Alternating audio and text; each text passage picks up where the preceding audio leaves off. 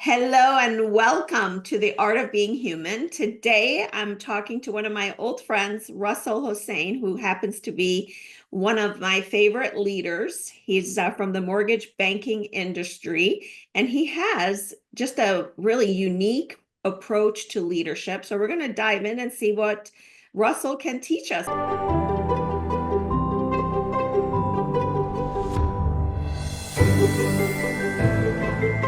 Welcome, Russell. Thank you. Thank you for inviting me to talk to you. My pleasure. It's so nice to sit down with you once again. You're one of my favorite people, and so let's get right into it because your industry is something that impacts a lot of people, and I know that you're a very results and a results-oriented problem solver, and so I want to find out from you. First of all, give us a little introduction about your company and the problem that you guys solve in the mortgage banking industry that's unique. So we are, I think, currently ranked the #1 independent mortgage banker in the country, an independent retail distributed company, not necessarily a bank that has other division. This is a retail channel. So we are the largest. I think last year the company ended up closing around 41 billion in mortgage origination, and we do all residential mortgages. I manage our group that we came in from the other company when we merged, and I'm also involved a little bit with their capital markets with investors and things like that. My background, I always managed capital markets to production. Came through the back channel of learning the operation part of it on the industry since '92, and then eventually moved to California from Chicago. So been around. Uh, I've done a lot of aspect of the business from a standpoint of I was primarily in operation side in the beginning of my career, whether it's capital markets or um, secondary marketing, and then eventually moved into sales side of the equation and working on the sales part of it. So in this, CCM is a big company. We merged with CCM almost 5 years ago. We're one of the first companies that got bought up by Cross Country Mortgage as they were expanding their growth plan. We were probably one of the first companies that they acquired. So we came in with our group, kind of been here since then. It's a great setup. I think what I like about Cross Country that they were always taking a step ahead, thinking of what's going to happen ahead of time versus trying to, in our business, it's very cyclical. We go through this curve of seasonality and all that kind of stuff. In between, we had COVID. So Mm. that, unfortunately or fortunately, it was a bad timing. But for mortgage industry, COVID was actually great timing, right? We had historically low interest rates and huge amount of business. And then came AI, right? All kinds of technology advancement that happened. So companies stayed ahead of it. They didn't want to step back. And yes, we had our cuts too when mortgage shifted and the market shifted because we went from a historic um, model of the volume. This is probably the highest we have ever seen in this business in 20 and 21 compared to one of the worst 22 and 23 or 24.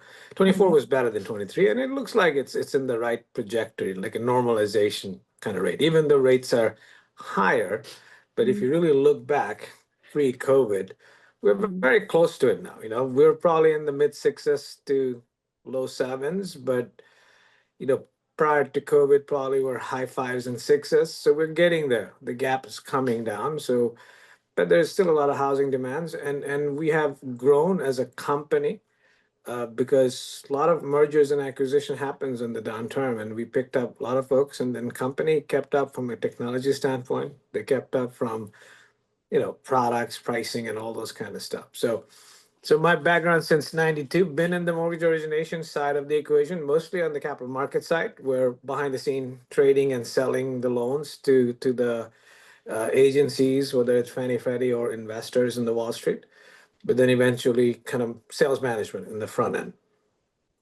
Great, great. And it seems like you acquiring sort of Mhm. smaller companies has really helped in the expansion of your company.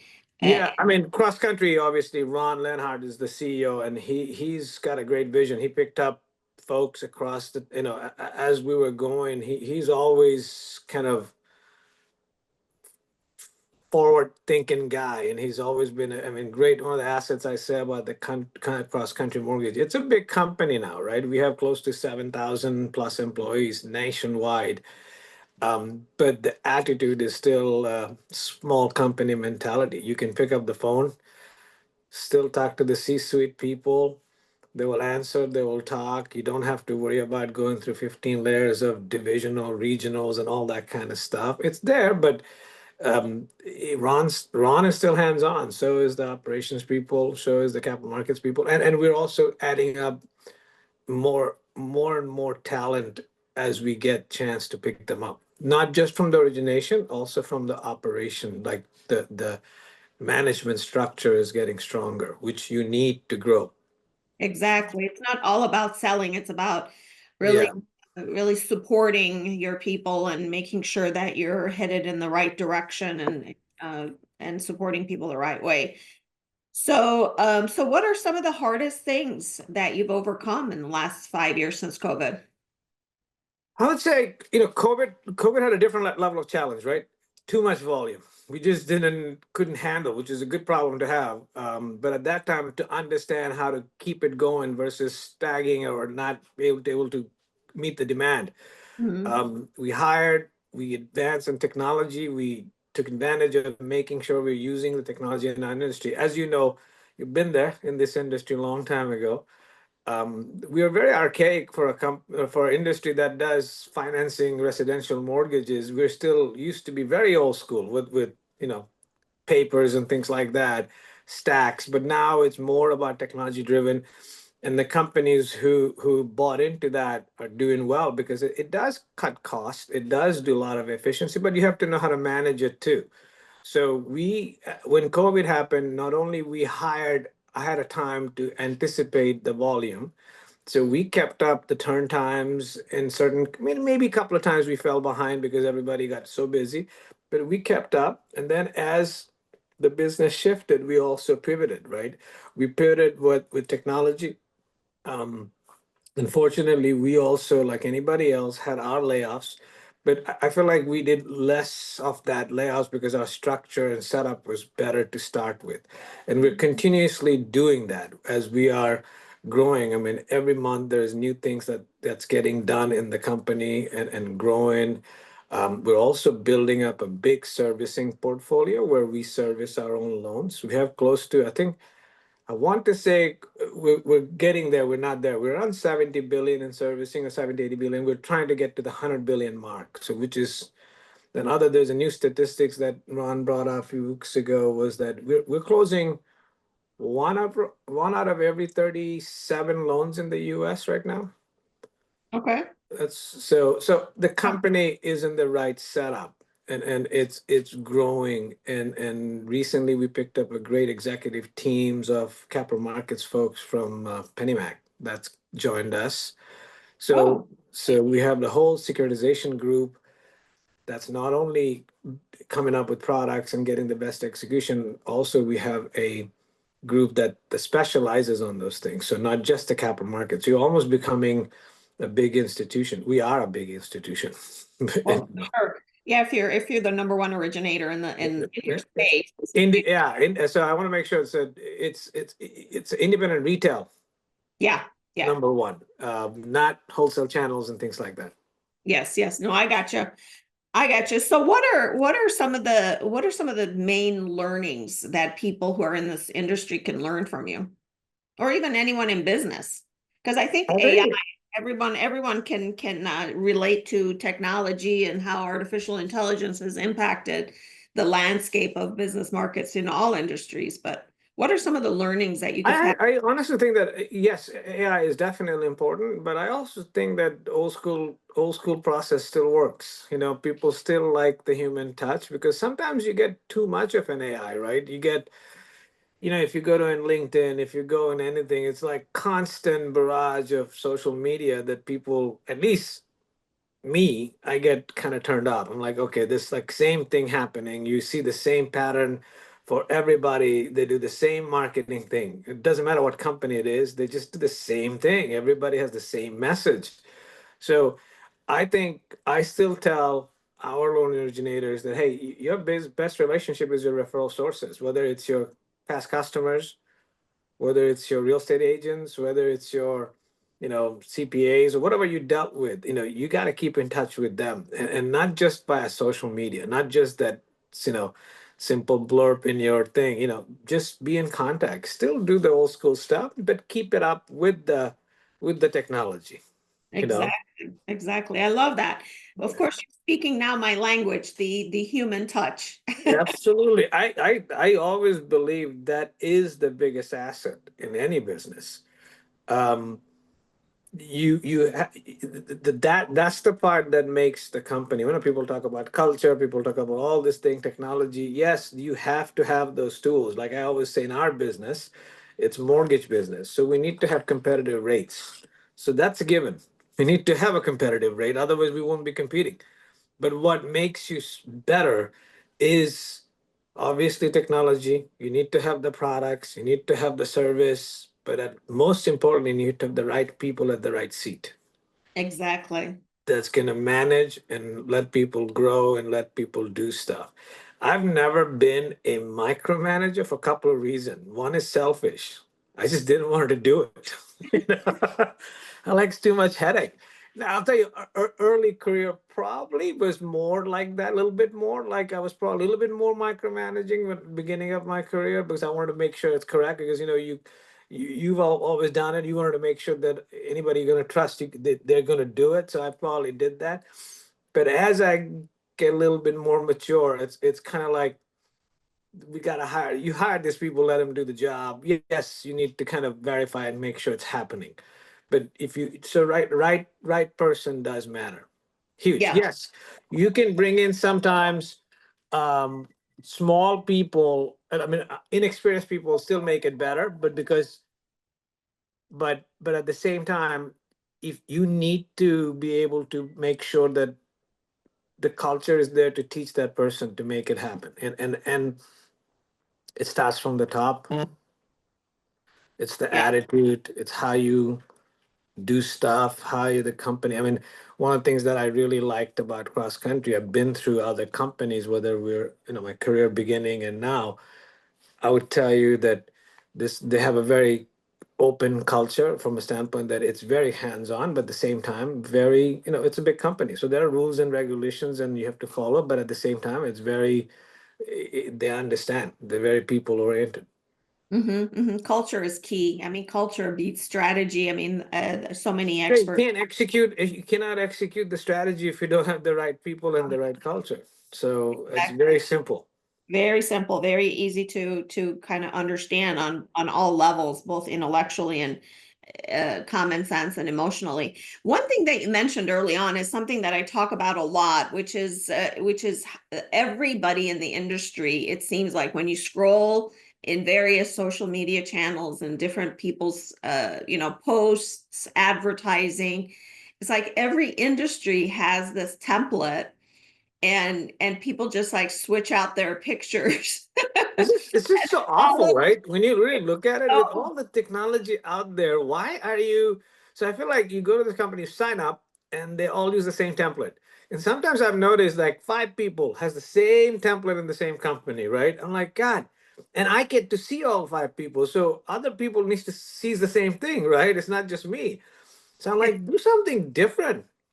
exactly. I mean, that's what one of the things that made me successful when I became a financier is I did things differently because of my background being in art.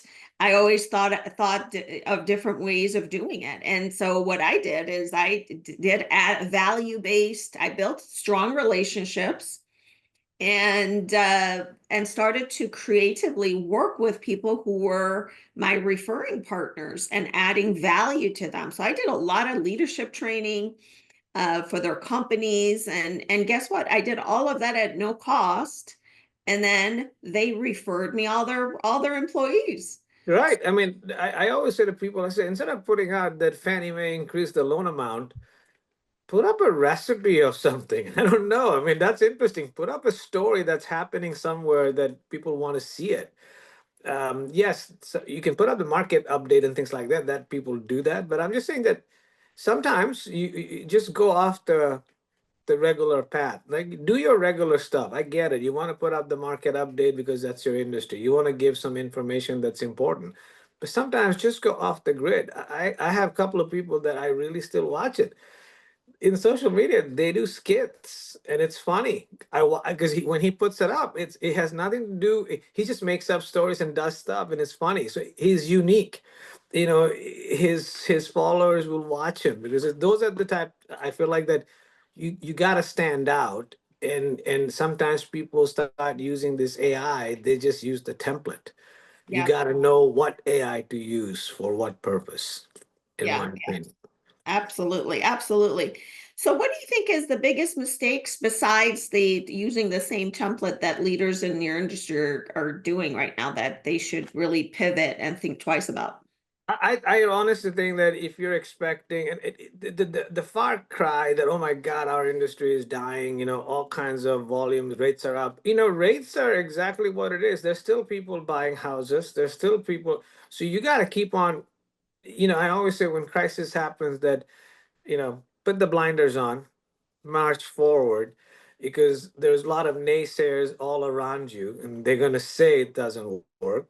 Yeah, If it doesn't work, you'll find out, but let's just move forward, right? yeah, yeah, yeah. Focus on, like for me, my focus is to go recruit and build. So my job is to make sure that I'm calling, I'm talking, no matter what happens. So if Mhm. you're an originator, your job is to get volume. So keep on talking to your agents, keep on doing the same stuff, but don't sit down and say, oh my God, life is ending, right? Yeah, Because all the media things that you see, right? Oh my God. So the mistakes I feel like, and I'm not trying to be an expert, I'm just saying is that I feel like I always tell people, you find time to have a cup of coffee in the morning, no matter what happens, if you're a coffee drinker or a tea drinker. But you yeah, figure it out, no matter what time it is. You wake up at 6 o'clock or 5 o'clock or whatever time, you get that 20 minutes when people tell me I don't have time. I'm like, no, no, you have time if you want to make it happen, if it's important to you. So focus on what's important. yeah, And yeah, as I get older, I have this saying that I think I stole it from somebody. I care if you matter, right? So because I need to care about something, and if it matters to me, you should care. So if yeah. it's something that matters to you, you should focus on it. Yeah, exactly. That's such a great point, Russell. And that brings me to something I was talking to another leader earlier today is that actually I was so impacted by our conversation that I did a LinkedIn post on it. I should have tagged you. Okay. Comment on it. I'll send it to you. But really emotional intelligence, people get triggered. A lot of times when people don't accomplish what they're supposed to accomplish is not because they don't want to. It's because their emotions take the front seat and they don't have the discipline or a path to recovery to where they can No, think.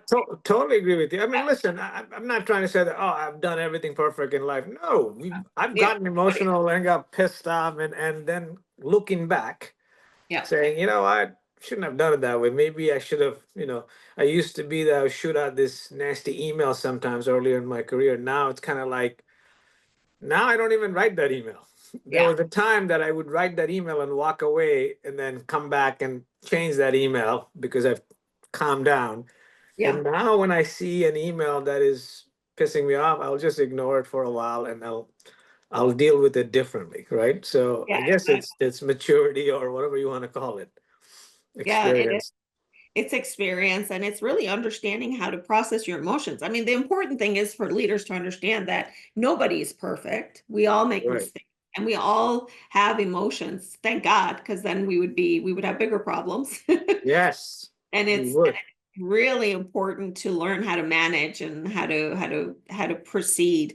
So what do you see in the future of one of the things that before we move on to the future today what I'm noticing is the inventory of homes is very low. Is that the same in your area? Or are you noticing? No, I mean obviously right now it's going to be low because of the fire in California, right? So every pricing in the desired neighborhoods, the pricing has gone up, right? Yeah, But yeah. I do think it's gonna settle down. But there is a statistic out there year over year. It's actually very similar and up. It's coming up. Builders are building. It's going to be okay. I think 2025, that statistics when it comes out, the inventory is going to be fine. You know what I'm saying? It's percentile wise, it's going to be there. But yes, what I feel like happening, people got scared about the rates going up, so nobody wanted to jump in. Now they're realizing it's not coming down the way they expected, right? Even though the mortgage people have been telling that, hey, buy the property now, and you can always refinance as the rate comes down. So now what's happening? People are saying, okay, you know what? I need to jump in now, and I can always refi. So I think inventory is obviously a little low in certain areas, but I also think that I don't have the stats in front of me, but there is I may send you the clip if I find it. The year over year, between 23 and now, it's very similar, the Okay. inventory. Now, again, I just feel like more activity is going to happen this year compared to last year, just because I think a lot of people, even last year, there was some rallies towards the end of the year in the market, but it went back up, but it's coming down again. I think some people were just staying on the side thinking that it's going to come down. Now they're realizing it's not. And then unfortunately, the geographically in California, in Southern California, this fire definitely caused some issue with inventory Hmm. Hmm. because you have a whole city or two that is completely gone. Wow. 70 or 80%. It's like a movie set if you really see the Wow. pictures. Like think about what suburbs you live, it completely gone. And Wow. and you have to rebuild that suburbs. So it's gonna take a year or two. In the meantime, those people I mean, obviously, state had put in mandatory issue that nobody should be gouging rent and things like that. But I've heard stories that somebody went and found a place. They asked them to give a 1 year rent in advance, and that's the way it is. So there's no prices. And I've heard stories in certain desired cities, pricing has gone up by 200,000, 300,000, as much as $500,000 more, Wow. just because people are trying to move to those desired neighborhoods. So Yeah. yes, inventory in certain places for geographical reasons or natural disaster goes up. But I think middle of America still it's shortage is there, but it's going to be okay. Hmm. Hmm. Yeah, that's really profound. I mean, the impact, the tragedy, and it's profound, no doubt about Yeah. it. It has such a trickling effect on everything that Yeah. impact everybody in that area. You So become cautious about everything. Forget the house. Spending habit changes. Everything changes, right? You have to make sure you're okay first. exactly. Exactly. So let's look into the future and future pace a little bit about your ambitions and where do you see the company going? You guys are obviously doing the right things because of your success. And so what's next? I think I mean I don't know Ron's exact secret that he has, but he has been pretty aggressive about doing moves that makes the company successful. So I think we're gonna keep on growing the company the way we think is the right people and right setup. The company is going to invest on technology and servicing and things like that. So and we still people is still important part. So you hear in this industry it's going to get all digitalized and we're not going to have loan originators. I think we're far away from that. It's coming in a form that, but I just still think you need people to help out the process. Even if technology comes, you need people to make sure the process is right. I always say that when you had the horse buggies, then you went to your car, you still needed somebody to drive the car, and then cars got better. Yes, we may have driverless car, which is already there, but I still think you need people to just manage and do something. So in our industry, I still feel like, yeah, you may, as a loan originators, you may do a lot of steps now to originate a loan, but as the technology comes in, and embrace that technology, you may do less in one loan, but you may do more loans Yeah. from a technology standpoint. So you just have to focus on those kind of stuff. Take AIs and things like that as a compliment versus getting scared about it. Yeah. Focus on things and see what can you do more with this AI.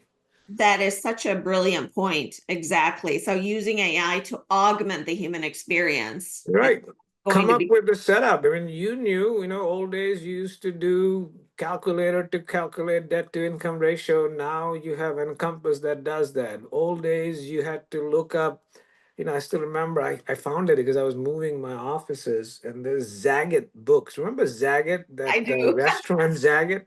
I'm like, oh my God, this used to be a thing. Now you Google and Yelp and see what restaurant does what, right? Yeah. But you still look up. So what Yelp did came up with their version of Zagat. So you got to kind of pivot to figure out what do you do with the technology that's out there and kind of focus on that Yeah. And versus the new panicking. Another thing that I've noticed is, as I interview different leaders from different industries, I've noticed that authenticity is something that the newer generation is really something that they care about. They look for. It's that Yeah. human touch. They really, so no matter how much we have artificial intelligence integrated into our systems, we still need not just human heads, but really their authenticity, their authentic beingness showing up. Are you guys Yeah. noticing that too? Absolutely. I mean, it makes a big difference. Even if you go through and randomly type in, I want to buy a house somewhere, and some loan officer electronically sends you an email saying, I heard that you, versus somebody picking up the phone and calling, even though you don't know, when you talk to somebody, you can judge by yourself and say, you know what, I like this person. I'm going to still with it, not the guy who sent me 15 emails, Exactly. right? So it makes a difference. And another thing that I was going to say, when this TikTok and social media started, you didn't know what's real, what's not. You're thinking of now we have gone through that phase that we don't necessarily believe everything we see in TikTok. Saying it's over. It's like people showing that they're flying in the privates and doing. We just don't believe it anymore. So that's almost becoming fake news, right? To use It is. you And know. there are technologies out there. I had a marketer who reached out to me about marketing for what we do. Mhm.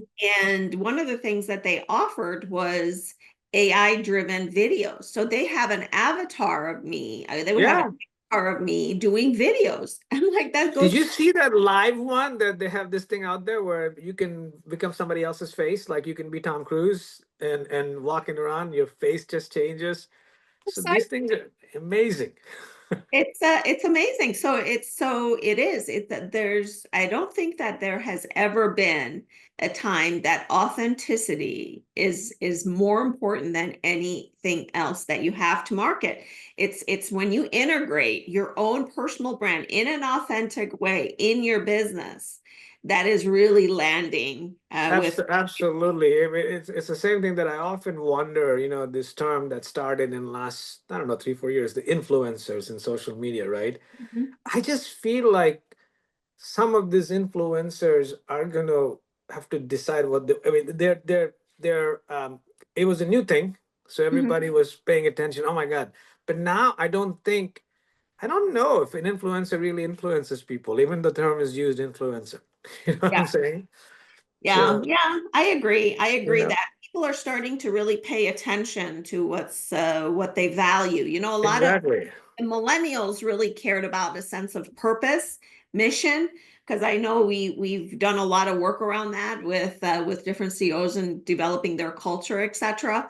And now there's a huge pivot, which is the core of what we do, which is why I'm so intimate with it, is really getting people to the point of realizing their own power when they tap into their authenticity. Now the younger people, the younger generation who's going to be, that those are the people who are seeking mortgages now. People in their Yeah. 30s I and mean, 20s. listen, they're gonna still they will use technology because I feel like by the time my kid buys a house, he or she probably would want to they like a lot of technology, so they're gonna go through the process, but they also want somebody to talk to them at Yes, the end of the process, touching them through. So if you're new generation loan originators, or if you're there and focusing on that, understand that the new people are going to use the technology, but they still need a human touch. precisely. And that's what, to your point, authenticity does matter. Yeah, exactly. Thank you for that. And Yeah. tell us, are you where you want to be, Russell? In your Um, yeah, I think so. I feel good. I like it. I well, like it. you're a powerful leader, so I thank you. Appreciate yeah. it. So I thought I kind of started to ask that question. I'm like, I already know he is. I am. I think, listen, I've been there where I've been to different aspects, and I like where I am from a standpoint that, yes, I'm managing my group, working for a good company that works with us and kind of independently, even though I work for cross country, but I'm independently managing our own P&L, right? So it's kind of like my world. We have the tools. I like it. It's a different type of headache, right? Versus the other headache. So, next 5, 10, whatever years I work, I like to, I like this setup. It's nice. Yes, it has its own challenges, but I think this is a different challenge. This is the right challenge for the right timing. How would you describe your leadership style? If I have to use it, hands off, maybe.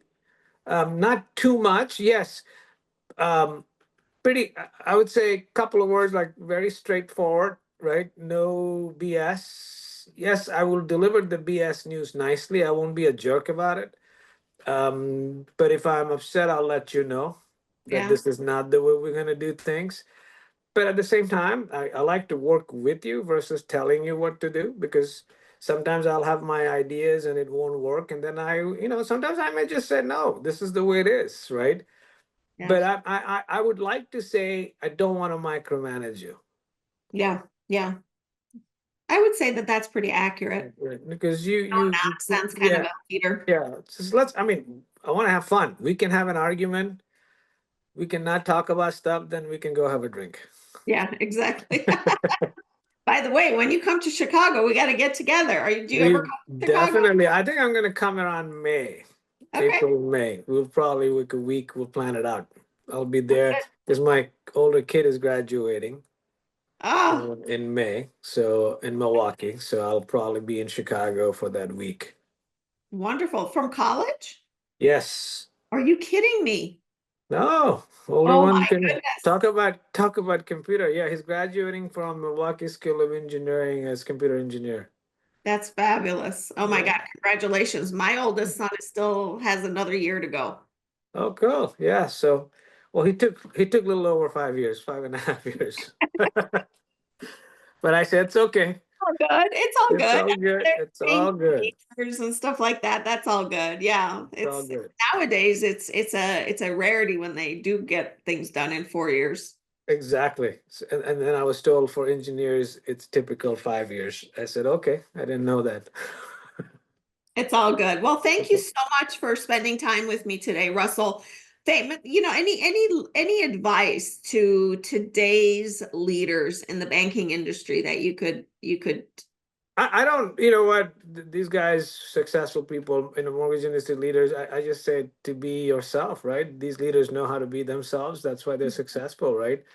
Um, you can be a leader being an ass, whatever it is, but that shows eventually, right? People lose faith in you, but just be yourself and you'll be fine.